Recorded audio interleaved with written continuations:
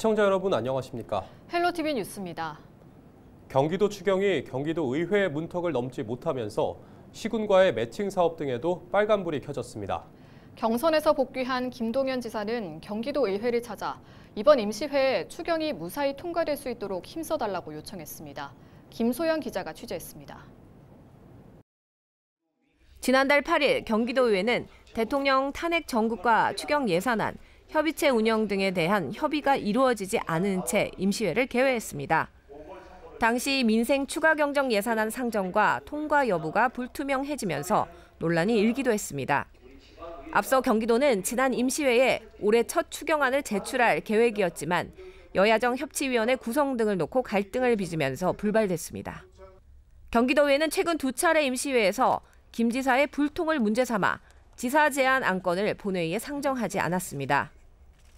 추경을 포함한 민생경제 회복 방안을 논의하는 협의체 구성을 요청했는데 도가 일방적으로 추경 편성 계획을 세웠다는 이유에서입니다. 김동연 지사는 경선이 끝나고 경기도의회를 찾았습니다. 김 지사는 김진경 의장을 만나 6월 정례회에서 민생 추경이 꼭 처리될 수 있도록 노력하겠다고 전했습니다. 김진경 의장은 경기도가 빨리 민생이나 경제 문제를 해결할 수 있게 힘써달라고 말했습니다. 김 지사는 또 최종현 더불어민주당 대표위원과 김정호 국민의힘 대표의원을 만나 경기도와 도의회의 협치를 강조하기도 했습니다.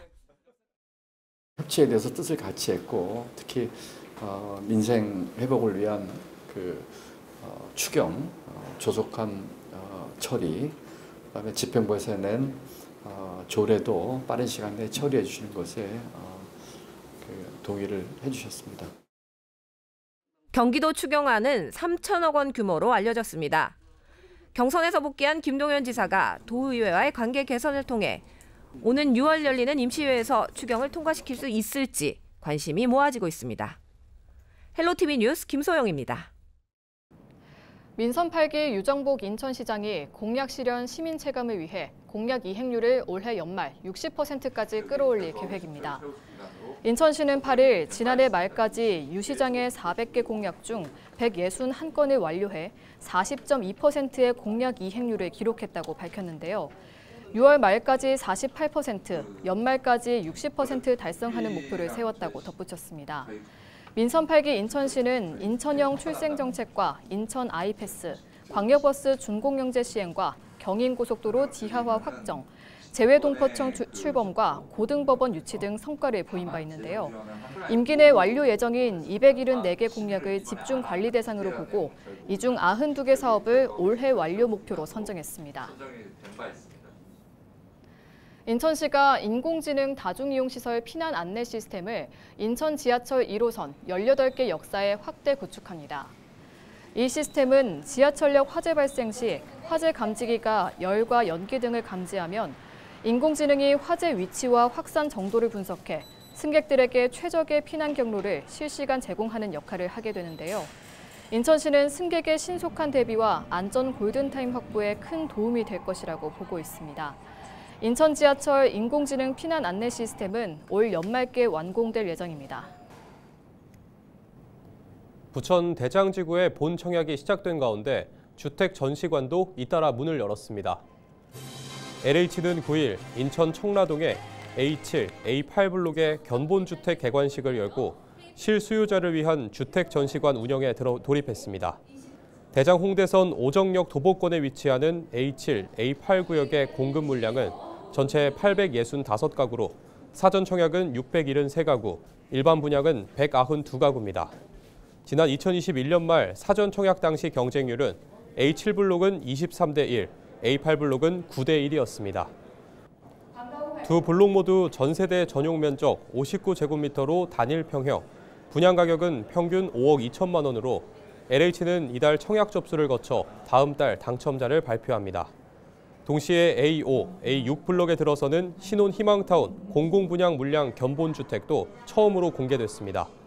전체 1,640가구로 이 가운데 1,099가구가 신혼 희망타운 공공물량으로 전용 면적별 가구 수는 46제곱미터 228가구, 55제곱미터 871가구입니다. 분양가는 평균 5억 원 수준으로 오는 15일까지 본청약과 다음 달 말 발표를 거쳐 2027년 11월 입주 예정입니다. 공급 대상은 수도권에 거주하는 혼인기간 7년 이내 또는 6세 이하의 자녀를 둔 신혼부부나 결혼을 계획 중인 예비 신혼부부, 6살 이하 자녀를 둔 한부모 가정입니다. 부천시는 시민 아이디어를 시정에 반영하고 예산 편성 과정에 참여할 수 있도록 하는 주민참여예산 제안 사업을 공모합니다. 공모 기간은 다음 달 말까지로 전체 10억 원 규모 예산이 시민 제안을 통해 편성될 예정입니다. 부천시에 주소를 둔 시민은 누구나 참여 가능하며 지역생활 불편 개선과 주민복지, 편익 증진 등을 위한 사업 아이디어를 제안할 수 있습니다. 다만 많은 예산이 소요되거나 사후 관리가 불가능한 사업, 단순 소모성 사업, 특정 단체에 지원하는 사업 등은 공모 대상에서 제외합니다. 접수 제한은 위원회 심의 60%, 온라인 주민투표 40%를 반영해 최종 선정합니다.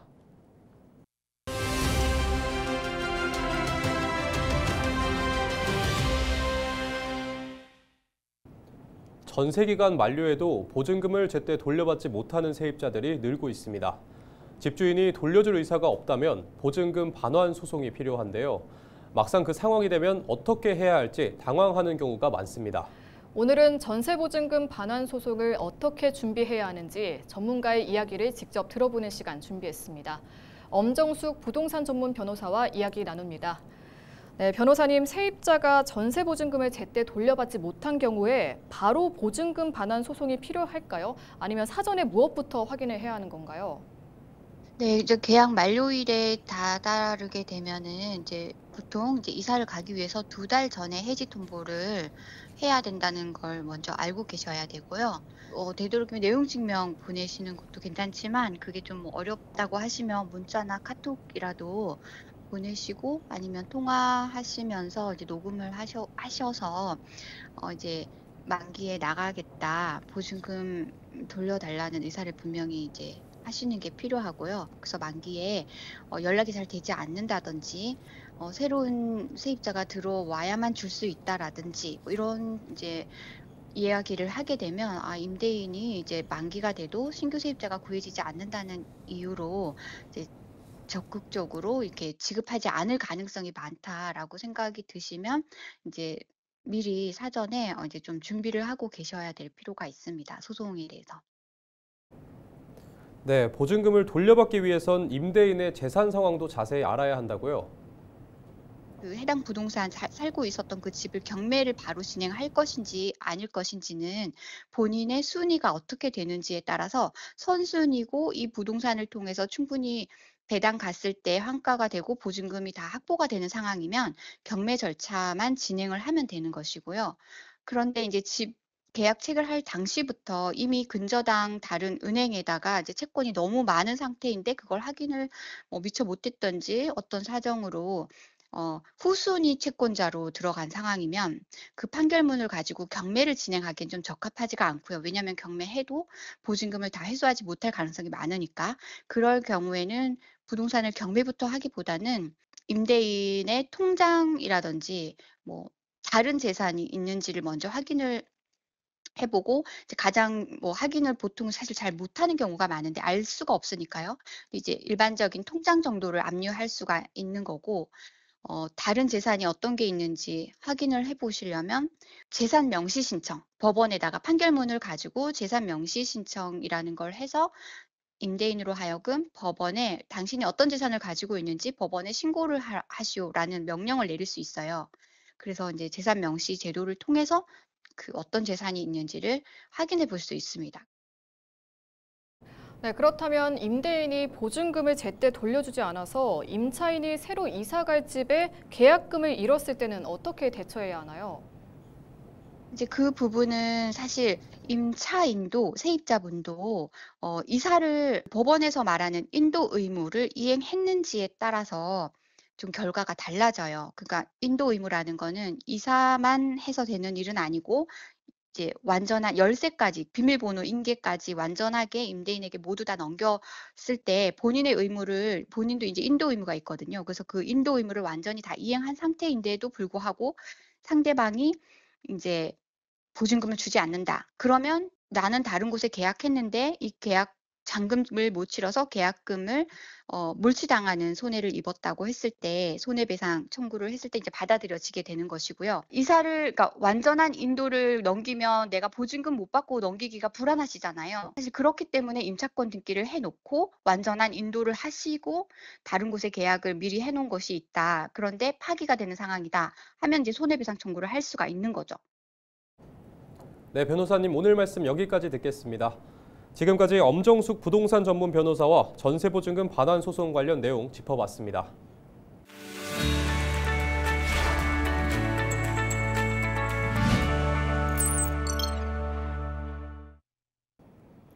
한 주간 우리 지역 국회의원들의 활동을 살펴보는 국회는 지금입니다.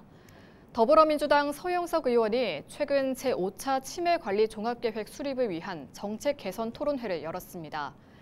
이번 토론회는 대한치매학회가 함께 주최해 초고령사회 진입과 동시에 치매 정책 현 주소와 정책 수립 방향에 대한 논의가 이어졌습니다. 토론회 발제는 고려대 안암병원 신경과 이찬영 교수와 한양대 신경과 최우진 교수가 각각 맡았으며 특히 내년 시행하는 제5차 치매관리 종합계획을 앞두고 예방에서 진단, 치료, 돌봄의 전 주기를 아우르는 대응이 필요하다는 점에 전문가들이 한 목소리를 냈습니다. 토론회를 주최한 서영석 의원은 치매 정책의 패러다임을 지금까지의 돌봄을 넘어 예방과 치료까지 확장해 환자와 가족, 사회 경제적 부담을 줄여갈 수 있도록 국회 차원의 노력을 다하겠다고 밝혔습니다. 더불어민주당 박선원 의원이 국정원과 군, 경찰 등 일부 기관을 중심으로 한 대통령 선거 개입 시도가 지속적으로 제보되고 있다며 이를 대비하는 차원에서 더불어민주당이 일명 내란잔당 선거공작 저지단을 출범한다고 발표했습니다. 더불어민주당 내란잔당 선거공작 저지단은 정성호 의원을 상임단장으로 박선원, 부승찬, 이상식 의원이 공동단장을 맡습니다. 이에 대해 박선원 의원은 국가정보원, 군, 경찰은 정치적 중립성과 헌법적 책무를 준수하며 선거 기간 동안 국민을 바라보고 법과 원칙에 따라 행동해야 한다고 강조했습니다. 그러면서 내란잔당 선거공작 저지단은 국가권력기관의 대선 개입 시도 모니터링과 대응, 선거공작 정황 관련 제보 접수와 법적 조치, 공무원 정치활동 감시 등을 이어갈 계획이라고 밝혔습니다. 지금까지 국회는 지금이었습니다. 올해 첫 검정고시에 응시한 경기 지역 응시자 가운데 80% 이상이 합격했습니다. 경기 지역에서는 이번 검정고시에 9,400여 명이 응시해 7,900여 명이 합격했습니다. 합격률은 84.3%를 넘어섰으며 지난해 8월 실시한 검정고시 합격률 84.4%와 비슷한 수준입니다. 이번 시험 최고령 합격자는 초졸 43년생, 중졸 44년생, 고졸 43년생이며 최연소 합격자는 초졸 13년생, 중졸 12년생, 고졸 12년생입니다. 부천시가 경로당 37곳에 경로당 주치의제를 본격 시행합니다. 경로당 주치의제는 노인 건강을 주기적으로 살펴 질병을 조기에 발견하고 예방하기 위한 통합 돌봄 서비스로 고혈압과 당뇨 등 만성질환 관리와 구강건강검진, 한방진료, 복약 상담 등을 지원합니다. 이번 사업은 부천시 의사회와 부천시 치과의사회, 부천시 한의사회 등 5개 의학단체와 부천시 보건소가 동참합니다. 부천시는 계약을 체결할 때 제출해야 하는 각종 구비 서류를 일종으로 통합하는 계약서류 간소화를 시행합니다. 부천시는 기존 개별 서류 제출 방식을 개선하는 한편 계약 이행에 필요한 주요 내용을 하나로 통합한 통합서약서 1종을 도입합니다. 또 대금 청구 시 별도 제출하던 국세, 지방세, 4대 보험, 완납증명서도 행정정보 공동 이용을 통해 기관이 직접 확인하는 방식으로 절차를 변경해 부담을 줄입니다. 현재까지는 공공계약 체결 시 계약 상대자가 청렴 이행 서약서 등 최대 13종에 달하는 개별 서류를 준비해야 해 많은 시간과 행정 부담이 발생했습니다. 이상으로 뉴스를 마칩니다. 시청해주신 여러분 고맙습니다.